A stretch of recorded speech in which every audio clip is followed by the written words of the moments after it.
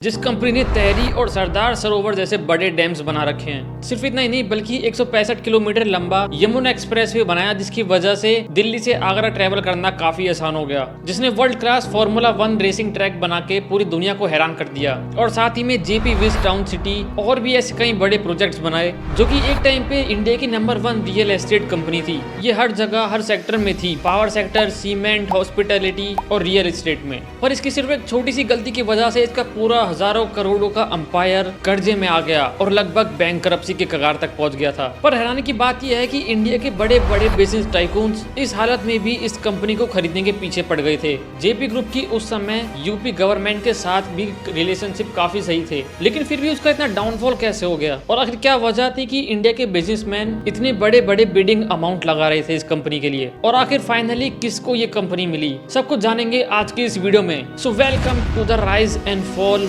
Of JP group.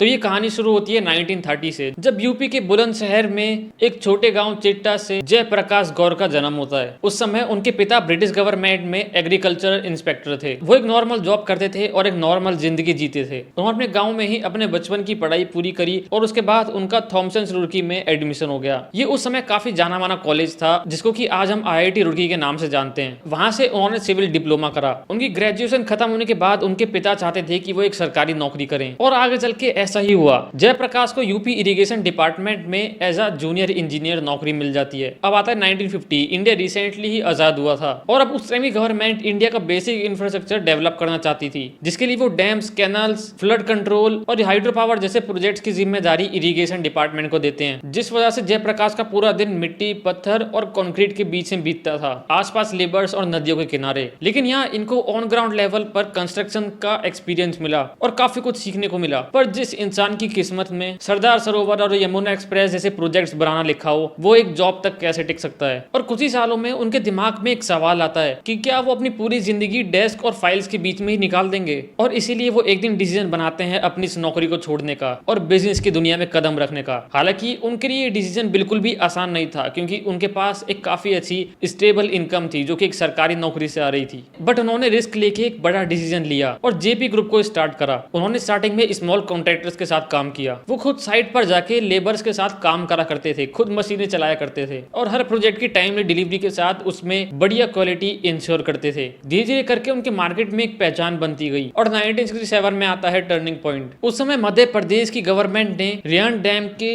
Concrete lining project को announce किया था, लेकिन ये काफी रिस्की था, जिस वजह से बड़े बड़े कॉन्ट्रैक्टर्स पीछे हट रहे थे। तभी जयप्रकाश को यहाँ पे एक बड़ी अपॉर्चुनिटी दिखी। उन्होंने सोचा कि ये उनके पास एक बढ़िया मौका है दुनिया की नजरों में आने का, और इसीलिए उन्होंने चैलेंज एक्सेप्ट करा और अपने नॉलेज, स्किल और डेडिकेशन के चलते उन्होंने इस प्रोजेक्ट को टाइम से पहले कंप्लीट कर दिया। और उन्होंने दुनिया के सामने डिक्लेयर कर दिया कि एक छोटे गांव का लड़का अब दुनिया के बड़े बिल्डर्स को टक्कर देने के लिए आ गया है। ये उनकी काफी बड़ी अचीवमेंट थी। उस समय जेपी ग्रुप एक पार्टनरशिप फिल्म की तरह काम करता था। 1979 में उन्होंने अपनी कंपनी प्राइवेट लिमिटेड में रजिस्टर कर दी, ताकि उनको और बड़े प्रोजेक्ट्स मिल पाए। और बस फिर एक एक करके उनको काफी बड़े प्रोजेक्ट्स मिलते जाते हैं, जैसे कि डैम्स, टनल्स, हाईवेज के प्रोजेक्ट, जैसे कि हिमाचल का चैमर और नथरा डैम, जम्मू का धलदस्ती डैम, उत्तराखंड का तेहरी डैम। ये सब जेपी ग्रुप की जिम्मेदारी थी। सिर्फ इतना नहीं बल्कि गुजरात का नर्मदा नदी का सरदार सरोवर डैम भी जेपी ग्रुप ने ही बनाया था। लेकिन कुछ लीगल इश्यूज के चलते, जहां 5 अप्रैल 1961 को नेहरू ने इस डैम की कंस्ट्रक्शन की शुरुआत करवाई थी, वहीं उसे कई सालों बाद जाके 2017 में मोदी ने इसका इनॉग्रेशन करा। अब जेपी ग्रुप का रेवेन्यू और कॉन्फिडेंस दोनों काफी बढ़ चुका था और अब 1990 में इन्होंने अपनी कंपनी को पब्लिक लिमिटेड में रजिस्टर कर दिया, ताकि वो और मल्टीपल सेक्टर्स में उतर सकें। और शुरुआत करी इन्होंने सीमेंट से। सीमेंट की कंपनी बनाने के इनके दो सबसे बड़े फायदे थे। सबसे पहला फायदा कि ये सीमेंट ये खुद के कंक्रीट के लिए यूज कर सकते थे, जिससे कि उनका खुद का काफी पैसा बचेगा।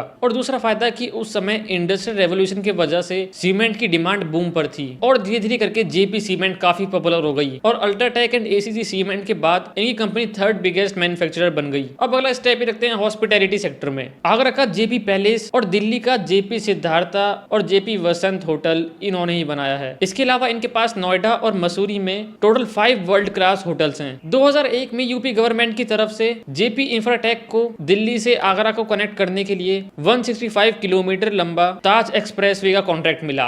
ताज एक्सप्रेसवे जिसको आज हम यमुना एक्सप्रेसवे बोलते हैं, उस वक्त उन्होंने ये पीपीपी मॉडल पर बनाया, जिसके बदले सरकार ने जेपी ग्रुप को 6000 हेक्टेयर जमीन और 36 सालों तक टोल वसूल करने का राइट दिया। हालांकि उस समय नोएडा के आसपास की जमीन की कीमत सिर्फ 5-6 करोड़ थी, जबकि यमुना एक्सप्रेसवे 15,000 करोड़ में बनके तैयार हुआ था। तो क्या ये एक लॉस मेकिंग डील थी? बिल्कुल नहीं। एक्सप्रेसवे बनने के बाद उस लैंड की कीमत आसमान छूने लगी और जेपी ग्रुप ने वहां पूरी सिटी बनाने का सोचा, वो भी वर्ल्ड क्लास फैसिलिटी के साथ। और कुछ इस तरह इन्होंने JP Greens, JP Wish Town और जेपी स्पोर्ट सिटी बना दी।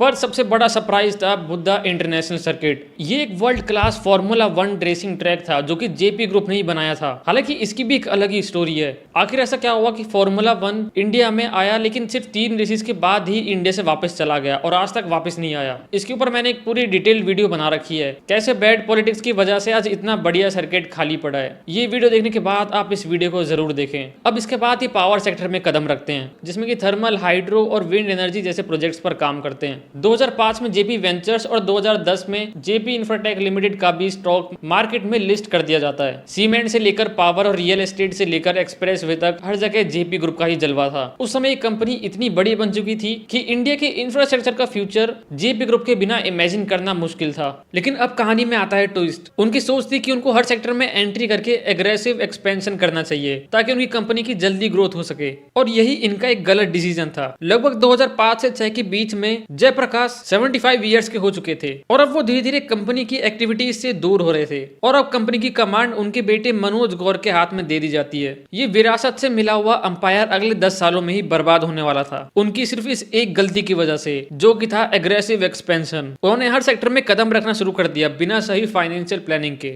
Yamuna expressway, JP green city, Buddha international circuit, नए पावर प्लांट्स और नई सीमेंट यूनिट्स, वो सब एक साथ कर रहे थे और इन सब के लिए वो बैंक से लोन ले रहे थे। बैंक्स भी उन्हें आराम से लोन दे रहे थे क्योंकि उस समय जेपी ग्रुप का काफी बड़ा नाम था। अब जैसे कि अगर आप इस वीडियो को देखोगे तो आपको पता चलेगा कि फार्मूला 1 ट्रैक का रेवेन्यू बैड पॉलिटिक्स की वजह से काफी जल्दी बंद हो गया और जेपी ग्रुप के कुछ रियल एस्टेट प्रोजेक्ट्स भी उतना बड़े रेवेन्यू जनरेट नहीं कर रहे थे। उनके कुछ पावर प्रोजेक्ट्स भी कंस्ट्रक्शन फेज में अटक गए थे और होटल्स भी उम्मीदों पर खड़े नहीं उतरे। अब इन सब की वजह से उन्होंने लोन तो इतना बड़ा ले लिया था लेकिन उनके रेवेन्यू इतनी तेजी से नहीं आ रहे थे। जिन बैंक्स ने उनको खुशी खुशी लोन दिया था अब वही उनको धमकी देने लगे। ये सब जयप्रकाश जी के लिए देखना काफी मुश्किल था क्योंकि जिस अंपायर को उन्होंने अपनी पूरी जिंदगी लगा के इतना बड़ा बनाया, आज वो 57,000 करोड़ के कर्जे में फंस चुका था। अब उनके पास एक ही ऑप्शन था, दे स्टार्टेड सेलिंग एसेट्स। उनकी सीमेंट कंपनी का कुछ हिस्सा अल्ट्राटेक सीमेंट और कुछ डालमिया भारत सीमेंट ने ले लिया। उनकी हाइड्रो पावर कंपनी को जिंदल ग्रुप खरीद लेता है और उनके कुछ थर्मल प्लांट्स भी बंद हो जाते हैं। होटल्स और एक्सप्रेसवे टोल का पैसा लैंडर्स यानी कि जो लोन देते हैं वो लेना शुरू कर देते हैं और यमुना एक्सप्रेसवे के आसपास के जो भी अनफिनिश्ड फ्लैट्स थे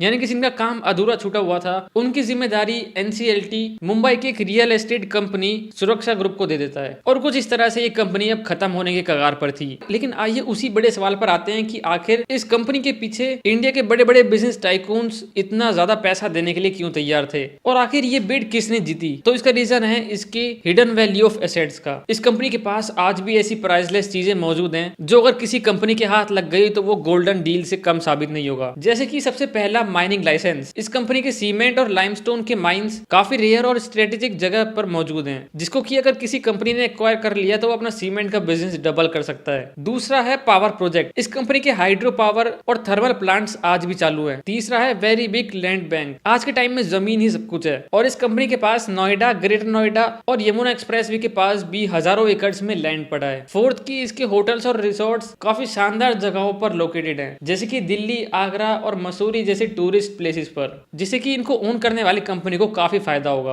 और फिफ्थ है यमुना एक्सप्रेसवे का टोल कलेक्शन राइट, जो कि अपने आप में ही करोड़ों का सौदा है। तो देखा जाए तो ये जेपी ग्रुप ऊपर से तो बैंकरप्ट लगता है लेकिन आज भी इसके पास काफी बढ़िया एसेट्स हैं और ये रीजन था कि बड़े बड़े बिजनेसमैन इसके लिए इतनी बड़ी बड़ी वैल्यूज लगा रहे थे। बट आखिर ये बिड जीती किसने? तो मैं आपको बता दूं हूँ कि इसकी बिडिंग के लिए टोटल 26 कंपनीज आई थी, लेकिन एंड तक आते आते बस 2 ही कंपनीज बची, अडानी एंटरप्राइजेस और वेदांता ग्रुप। और फाइनली अडानी ये बिडिंग जीत लेते हैं। पर आज से 2 महीने पहले 17 मार्च 2026 को 1453 करोड़ में ये जेपी ग्रुप का एक बड़ा हिस्सा ओन कर लेते हैं, यानी कि लगभग 1.74 बिलियन डॉलर्स। और अब इसकी वजह से अडानी ग्रुप का सीमेंट, हॉस्पिटैलिटी और रियल एस्टेट बिजनेस और भी ज्यादा मजबूत बन जाएगा। वेल, आपको जेपी ग्रुप की स्टोरी अगर पसंद आई हो तो वीडियो को लाइक जरूर करें, कमेंट करके अपना ओपिनियन बताएं। ऐसी वीडियो देखने के लिए चैनल को सब्सक्राइब करें।